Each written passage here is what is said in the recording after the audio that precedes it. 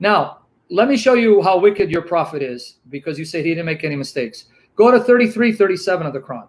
Chapter 33, verse 37. Okay. So this is 33:7. 33, verse 37. Verse 37. Yeah, that's right.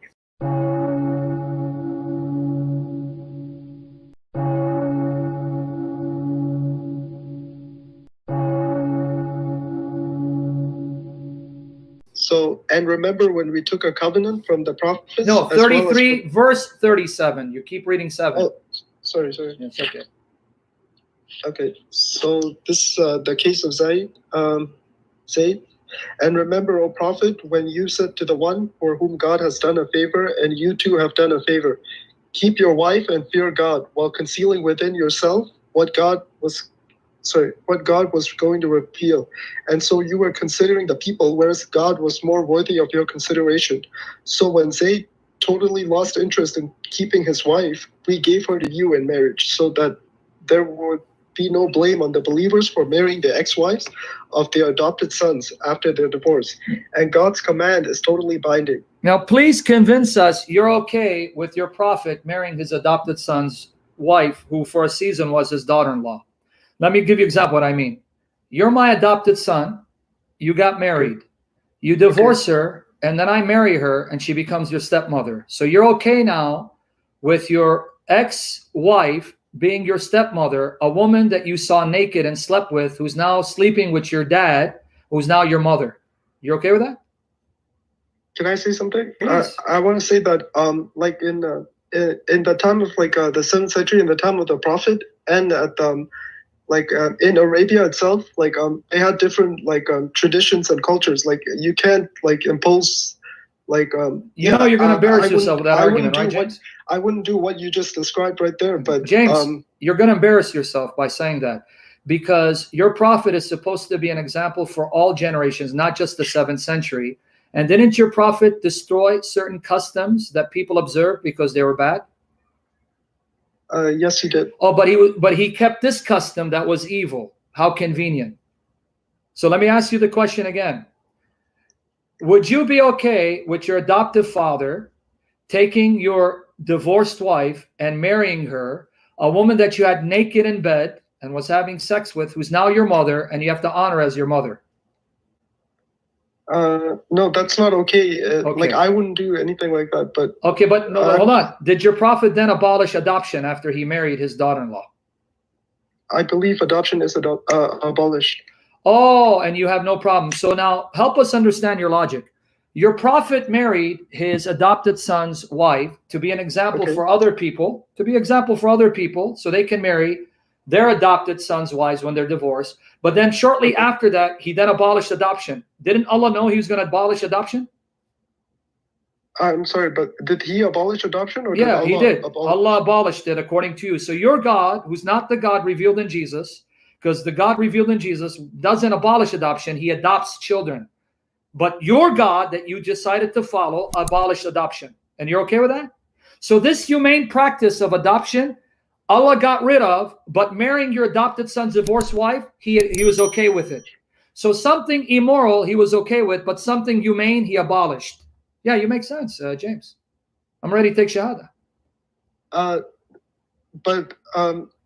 Yeah, so adoption is abolished, but that doesn't mean that Muslims can't take in like stray children into their families. You can't, when they're old enough, you can't have them in your house because of your women folk cannot freely mix with those who are not forbidden for them.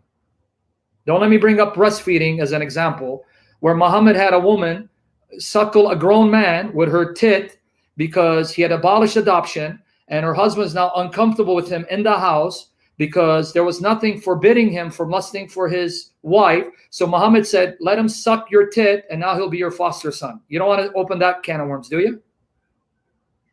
So let me ask the question again, because you went far afield. Didn't your God Allah know that he was going to abolish adoption right after Muhammad was going to marry Zayd's wife? I don't understand. He did abolish adoption. No, you're not. No, he didn't abolish it when your prophet married her. 33:37 just told you The reason why he that's right. married her was to be an example for other people to marry their adopted sons' wives. Did you just read 33, 37? Read it. It's right there. Okay, so we gave her to you in marriage so that there would be no blame on the believers for marrying the ex-wives of the what? adopted sons. Okay, so at that time when your prophet did it, adoption was still allowed, right? Yes. So, but didn't your God Allah know that he was then going to abolish adoption? Yes, God so why did he allow Muhammad marry his adopted son's wife when he knew he was going to abolish adoption? So that this example, Muhammad, is meaningless because it can't be an example for anyone anymore. There's no more adoption. Yeah. Can I say something? Yeah, go ahead.